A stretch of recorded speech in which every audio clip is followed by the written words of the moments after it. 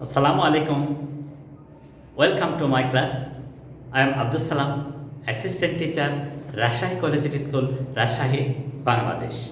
My dear viewers, today I am going to make a video class which is very much important for all classes of viewers and students. And my topic point today is called case. C-A-S-E, case. এখানে case বললে এরকম বোঝায় যে বাংলাতে একে বলা হয় কারক। বাংলাতে এই কেসকে বলে কারক, কিন্তু ইংরেজিতে বলা হচ্ছে কেস। এখন কেস অর্থ কারক, তাহলে এটা কিভাবে আমরা শনাক্ত করব? একটা সেন্টেন্সে নাউন বা প্রোনাউনের সাথে সেন্টেন্সের ভার্বের কাজের যে সম্পর্ক, অন্যান্য ওয়ার্ডসের যে সম্পর্ক, এই সম্পর্ককেই কেস বলে। তাহলে আমরা একটা উদাহরণ দিয়ে দেখি। I ride my own bicycle. আচ্ছা, এই সেন্টেন্সটা আমরা যদি ভালোভাবে পর্যবেক্ষণ করি তাহলে কে রাইড করে? আমি। এটা এই সেন্টেন্সের সাবজেক্ট। আবার এটা প্রোনাউন, এটা প্রোনাউন। তাহলে আমরা কি দেখলাম? I ride my own bicycle, আমার নিজস্ব বাইসাইকেলে আমি চড়ি। তাহলে এই সেন্টেন্সটাতে আইটা হচ্ছে সাবজেক্ট এবং সেটা প্রোনাউন। তাহলে একে বলা হচ্ছে, এবং কে চড়ে, এই চড়ার কাজটা করছে কে? এটা ভার্ব। ভার্ব, এই ভার্বের কাজের সাথে সম্পর্কে আই। তাহলে এটা হচ্ছে নমিনেটিভ কেস। নমিনেটিভ কেস, একে সাবজেক্টিভ কেসও বলে। Subjective case. আচ্ছা, তাহলে আমরা এখানে সহজে একটা বিষয় বুঝতে পারলাম, সেটা হলো যে সেন্টেন্সে নাউন বা প্রোনাউনের সাথে, নাউন বা প্রোনাউনের সাথে ভার্বের কাজের যে সম্পর্ক থাকে, অন্যান্য ওয়ার্ডসের যে সম্পর্ক থাকে, তাকে বলা হবে কেস। সেই সূত্র অনুযায়ী আমি আমার নিজস্ব বাইসাইকেলে চড়ি, তাহলে এখানে আই হচ্ছে সাবজেক্ট এবং তাকে বলা হচ্ছে সাবজেক্টিভ কেস। আবার একে যেহেতু এটা প্রোনাউন, একে নমিনেটিভ কেসও বলে। নমিনেটিভ কেস বা সাবজেক্টিভ কেস, কারণ এই সেন্টেন্সের সাবজেক্টই হচ্ছে আই। আচ্ছা, এখানে এই মাইটা হচ্ছে প্রোনাউনের পজিটিভ ফর্ম।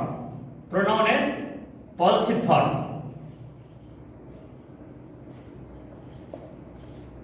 Positive form. তাহলে এই আমরা দেখব, যখন আপনি বলছেন আই, তখন সাবজেক্টিভ ফর্ম। আইটা হচ্ছে সাবজেক্ট, আই এটা সাবজেক্ট। মাই এটা হচ্ছে পজেসিভ। মি এইটা হচ্ছে অবজেক্টিভ ফর্ম, অবজেক্ট। তাহলে আমরা কিন্তু সহজে এটা বুঝতে পারলাম যে এই সেন্টেন্সের ভাগটা হচ্ছে রাইড। এই রাইডের সাথে কে চড়ে? আমি, আই। কিসে চড়ি? বাইসাইকেল। এটা কিন্তু নাউন। কার বাইসাইকেল? আমার নিজস্ব, আমার। তার মানে এই সাইকেলের মালিক আমি। অধিকার সম্পর্ক বোঝাচ্ছে, এটা অধিকার সম্পর্ক বোঝাচ্ছে। আর এই বাইসাইকেল এটা হচ্ছে অবজেক্ট এবং সেটা নাউন। তাহলে আমরা এখানে সহজেই কিন্তু বুঝতে পারলাম যে কেস তিন প্রকার। এখানে আমরা দেখছি যেটা, সেটা কি বলছে? কেস তিন প্রকার। তাহলে কিভাবে তিন প্রকার হলো সেটা নিয়ে আমরা এখন বলবো। কেস হচ্ছে তিন প্রকার। সেটি কি? নাম্বার ওয়ান, এক number subjective case.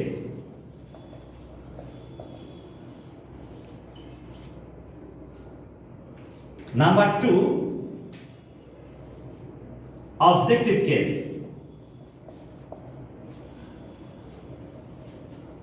Number three, positive case. এইভাবে আমরা কেসকে ক্লাসিফিকেশন করছি। আমরা কেসকে এইভাবে ক্লাসিফিকেশন করছি। একটা হচ্ছে সাবজেক্টিভ কেস, একটা হচ্ছে অবজেক্টিভ কেস, একটা হচ্ছে পজিটিভ কেস। আমরা এই সবগুলো কিন্তু এই সেন্টেন্সে বুঝতে পারছি। সেটা কেমন? আমি আমার নিজস্ব বাইসাইকেলে চড়ি, আমি সাবজেক্ট এবং প্রোনাউন, তাই একে বলা হচ্ছে সাবজেক্টিভ কেস বা নমিনেটিভ কেস। একে এই সাবজেক্টিভ কেসকে আমরা কিন্তু নমিনেটিভ কেস বলে, নমিনেটিভ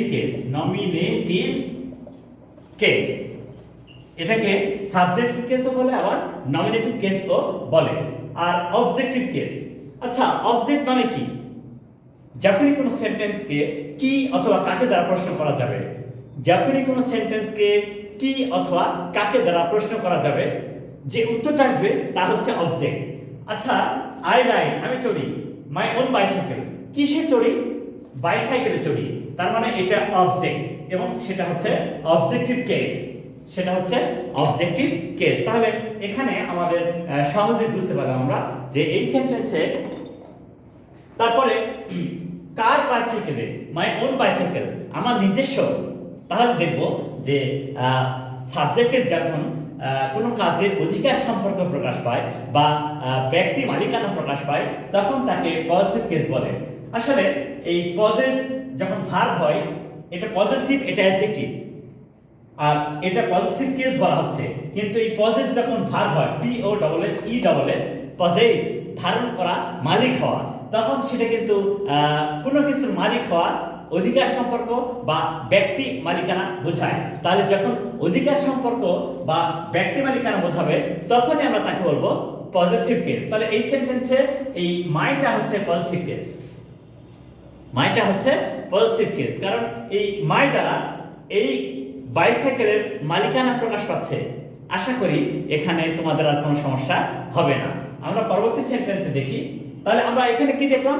আমরা দেখলাম কেস প্রধানত তিন প্রকার। প্রথমটা হচ্ছে সাবজেক্টিভ কেস, অর্থাৎ সেন্টেন্সের যে ভার্ব কাজ করে, সেই কে কাজ করে, যে ব্যক্তি কাজ করে সেই হচ্ছে সাবজেক্ট, এবং ওই সাবজেক্টকে বলা হচ্ছে সাবজেক্টিভ কেস বা nominative case.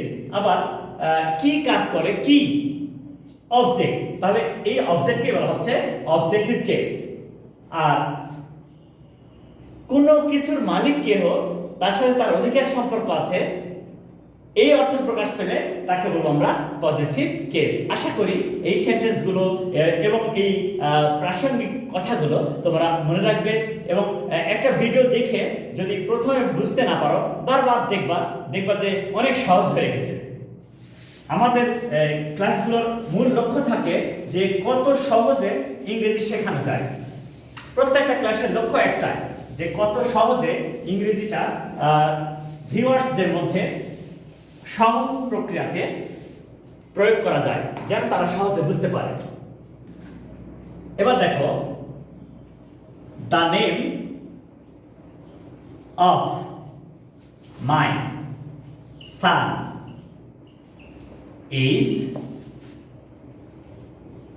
Munawar Salam. The name of my son is Munawar Salam. এবার দেখো, Sunny is our favorite boy. Sunny is our favorite boy. আচ্ছা, এই সেন্টেন্সটা আমরা ফলো করি। দ্য নেম অফ মাই সান, এই আমার দ্য নেম অফ মাই সান, তার মানে তার সাথে আমার সম্পর্ক, যে আমি বাবা, সে সন্তান, আমি বাবা, সে সন্তান। তাহলে এই যে অফ মাই সান, এইটা হচ্ছে positive. The name subject is finite verb, Monowar সালাম এটা ইজ ভার্বের কমপ্লিমেন্ট।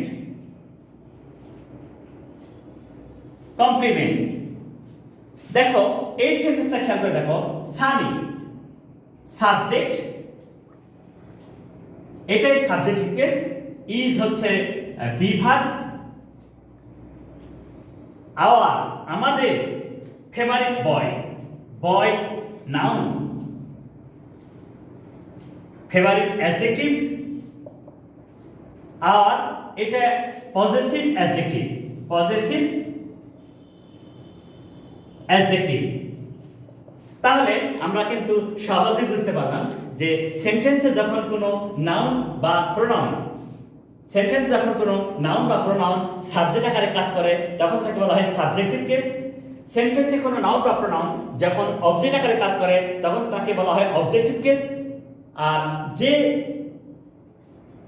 ওয়ার্ডস দ্বারা কোনো কিছুর সাথে অধিকার সম্পর্ক বা ব্যক্তি মালিকানা বোঝায় তখন তাকে বলা হয় পজিটিভ কেস। যেমন she is driving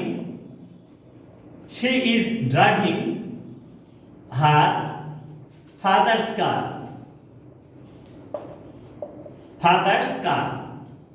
আচ্ছা, সাবজেক্ট মানে subjective case, is driving verb. আচ্ছা, কি চালাচ্ছে? বাবার গাড়ি। তাহলে এই গাড়ির মালিককে বাবা। এই গাড়ির সাথে, এই কারের সাথে সম্পর্ক কার? বাবা। তাহলে এটা হচ্ছে পজিটিভ কেস। ফাদার্স, এটা হচ্ছে positive case. So my dear viewers, now you can easily understand the basic points of case in a sentence, and you can easily identify the cases in the exam also. So please follow this video from the very beginning to the end and share it to your friends and tell them to subscribe and share. Assalamu alaikum.